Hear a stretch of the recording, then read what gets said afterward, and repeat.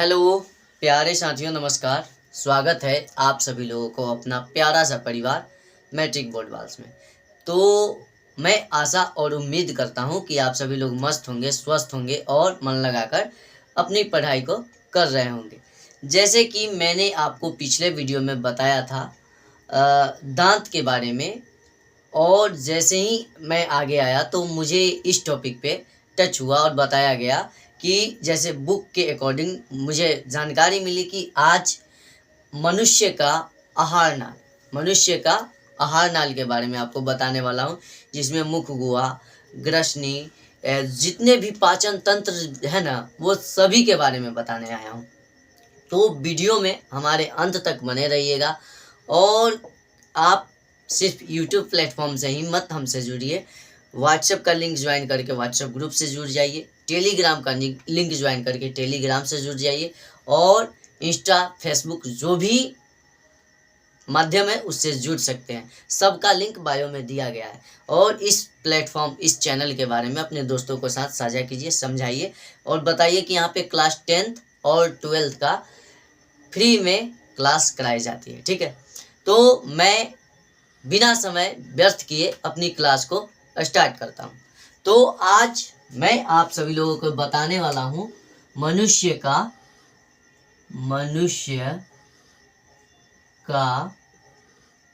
पाचन तंत्र के बारे में, पाचन तंत्र के बारे में, मनुष्य का पाचन तंत्र के बारे में। किसके बारे में? मनुष्य का पाचन तंत्र के बारे में। तो जैसे मैंने उसमें आपको सिर्फ सांकेतिक में बताया था कि सबसे पहले आता है मुख गुहा। मुख गुहा में 3 जोड़ी लार ग्रंथियां पाई जाती है, जिससे लार स्त्रावित होती है और लार स्त्रावित होकर हमारे मुख गुहा में आते हैं। मुख गुहा के अंतर्गत ही दांत आ जाता है, मज्जा आ जाता है, जीभ आ जाती है, जीभ में स्वाद कलियां आ जाती है। ये सभी के अंतर्गत ये सभी किसके अंतर्गत आते हैं? ये सभी मुख गुहा के अंतर्गत आते हैं। ठीक है, तो आज हम आपको बताने वाला हूं कि मुख गुहा में 3 जोड़ी लार ग्रंथि पाई जाती है। कितने? 3 जोड़ी लार ग्रंथि पाई जाती है, जिससे मुख गुहा में लार स्त्रावित होता है। ठीक है, सबसे पहले मैं आपको बताने जा रहा हूं, वो है क्या? वो है ग्रसनी। क्या है? ग्रसनी। ग्रसनी के बारे में देखिएगा। देखिए, मैं लिखाऊंगा कम और समझाऊंगा ज़्यादा, फोकस कीजिएगा। यदि आप फोकस करते हैं तो लिखने की ज़रूरत नहीं है। वैसे मैं आपको पीडीएफ प्रोवाइड करा दूंगा। ठीक है, लेकिन आप चाहें तो जैसे ही मैं आपको बताता हूँ आप नोट्स कर सकते हैं। तो ग्रसनी कहने का मतलब, ग्रसनी मुख गुहा का एकदम पिछला भाग होता है। क्या होता है? ग्रसनी मुख गुहा का पिछला भाग होता है, जिसमें 2 छिद्र होता है। ग्रसनी में 2 छिद्र होता है। मान के चलिए कि देखिए कि ग्रसनी में 2 छिद्र होता है। एक होता है क्या? निगल द्वार, और दूसरा कंठ द्वार। ग्रसनी में 2 छिद्र समझिएगा कि ये जो कंठ द्वार जो है, ये कंठ द्वार और एक निगल द्वार। ग्रसनी मुख गुहा का सबसे पिछला भाग होता है। इसमें 2 पार्ट होता है। एक में क्या होता है? एक में होता है निगल द्वार, और 2 में क्या होता है? कंठ द्वार। देखिए, निगल द्वार से जो भी हम कुछ खाते हैं, खाना पीना, पानी, जो भी कुछ खाने या पीने, जो भी हमारे अंदर जाता है, सिर्फ और सिर्फ यही रास्ता से जाता है, निगल द्वार से ही जाता है। लेकिन कंठ द्वार का, चलिए निगल द्वार का तो काम हम आपको बता दिए कि यही वजह से होता है। अचानक किसी भी व्यक्ति को जब तबीयत खराब रहता है, उसका शारीरिक स्वास्थ्य खराब बिगड़ जाता है, तो ये वोमिटिंग में भी निगल द्वार काम आता है। जैसे कि खाना हम लेते हैं, इसका ऑपोजिट होकर हमारे अंदर से खाना बाहर आ जाता है, तो एक समय इसका भी कार्य होता है। लेकिन कंठ द्वार का कार्य जो है, एकदम बिल्कुल ध्वनि निकालना है। क्या निकालना है? ध्वनि निकालना। जैसे मैं आपको अभी पढ़ा रहा हूँ, मतलब कि जो भी बता रहा हूँ, सिर्फ और सिर्फ कंठ की वजह से। यदि मैं कंठ दाब कर आपको बोलूँ तो ऐसी आवाज़ निकलेगा। समझ में आया कि नहीं?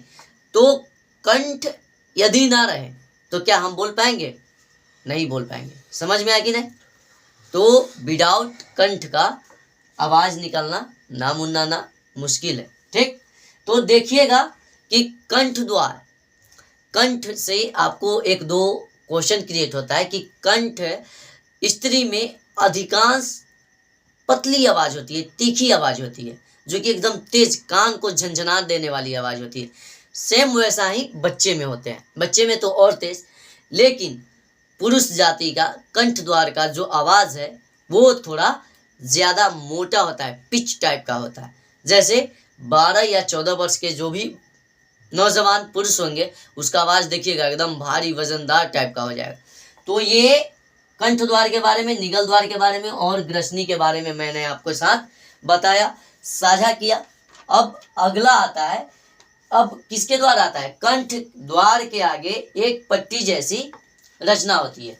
ध्यान से देखिएगा, ये सब तो बता दिया, लेकिन आपको जैसे बताया गया है बुक में तो आपको बता देता हूँ कि कंठ द्वार के आगे एक पट्टी जैसी रचना होती है जो एपिग्लोटिक्स कहलाता है। मनुष्य जब भोजन करता है, एपिग्लोटिक्स का काम देखिएगा, यहाँ से ऑब्जेक्टिव क्रिएट हो सकता है कि मनुष्य जब भोजन करता है तब यह पट्टी कंठ द्वार को क्या कर देती है? ढक देती है, जिससे भोजन श्वास नली में न जाकर अंदर चला जाता है। तो एपिग्लोटिक्स का क्या कार्य हुआ? श्वास नली को ढकना, क्योंकि श्वास नली और ग्रसनी दोनों का एक संयोज होता है, जिसे देहाती भाषा में लिबलिबी कहते हैं। तो लिबलिबी एक ऐसा स्थान है ना जो कि ऊपर जाएगा तो श्वास नली में, नाक वाला में चला आएगा, उसके जस्ट नीचे आएगा तो वो ग्रसनी में चला जाएगा। ठीक है, अब देखते हैं ग्रास नली के बारे में। तो ग्रास नली यह एक मुख गुहा को अमाशय से जोड़ने का कार्य करता है। ग्रास नली क्या काम करता है? मुख गुहा को अमाशय से जोड़ने का कार्य करता है। इसमें कोई भी पाचन क्रिया नहीं होती तथा यह नली के समान होता है। तो ध्यान रखिएगा कि ग्रास नली में पाचन की क्रिया होती है? नहीं होती है। ग्रास नली में पाचन की क्रिया होती है क्या? नहीं होती है। ग्रास नली में पाचन की क्रिया नहीं होती है। यह थैली नुमा ग्रास नली की तो कहानी खत्म। अब देखते हैं थोड़ा आमाशय के बारे में। किसके बारे में? आमाशय के बारे में। ठीक, अब देखते हैं किसके बारे में। एक तो ग्रसनी बता दिया, ग्रास नली भी बता दिया, ग्रास नली। अब किसके बारे में? आमाशय, आमाशय के बारे में। ठीक, तो हम देखते हैं आमाशय के बारे में कि आमाशय के बारे में हमें क्या बताया गया है। आमाशय एक थैली नुमा आकृति की होती है जो भोजन को संग्रहित करने का कार्य करती है। आमाशय ये एक थैली नुमा आकृति की होती है जो क्या करती है? भोजन को एब्जॉर्ब यानी संग्रहित करने का कार्य करती है। ठीक, तो ये भी लिख सकते हैं यहाँ पे कि भोजन को संग्रह करना, इसका कार्य जो है भोजन को संग्रहित करना, संग्रहित करना। ठीक, अब देखते हैं आमाशय 3 डिपार्ट में बटा होता है। आमाशय के 3 भाग होता है। आमाशय के 3 भाग होता है। आमाशय के 3 भाग होता है। एक में क्या होता है? एक में होता है कार्डिक, 2 में फुंडिक और 3 में पाइलोरिक। पाइलोरिक देखिएगा, कार्डिक, फुंडिक और पाइलोरिक। अब देखते हैं कार्डिक, फुंडिक और पाइलोरी के बारे में एक एक करके, ध्यान से देखिएगा। तो देखते हैं कार्डियक के बारे में। कार्डियक के बारे में, तो कार्डियक के बारे में हम आपको बताते हैं, ध्यान से देखिएगा कि कार्डियक क्या है। कार्डियक से HCl स्त्रावित होता है, निकलता है, जो टैलिन से क्रिया कर किसको समाप्त कर देता है? कीटाणुओं को। या हम इस तरह भी लिख सकते हैं, जो टैलिन के प्रभाव को समाप्त कर कीटाणुओं को मार देता है। ठीक, तो कार्डियक से एक HCl नाम का अम्ल निकलता है जो कि कीटाणुओं को मारने का कार्य करता है। यह भोजन को अम्लीय बना देता है। कार्डियक क्या करता है? भोजन को अम्लीय बना देता है। फुंडिक आमाशय के बीच का भाग होता है। इसमें हम आपको 2 बताएं। ठीक, इसमें ध्यान से देखिएगा, इससे क्या होता है, HCl निकलता है, HCl निकलता है और कीटाणु को मारता है, कीटाणुओं को मारने का कार्य करता है। ये फुंडिक जो है आमाशय के बीच का भाग, क्या है, फुंडिक जो है आमाशय के बीच का भाग होता है जिसमें कांटे नुमा सी रचना पाई जाती है, जिसे क्या कहते हैं, जिसे रूजी कहते हैं। क्या कहते हैं, जिसे रूजी कहते हैं। यह भोजन को रोककर रखने का कार्य करती है।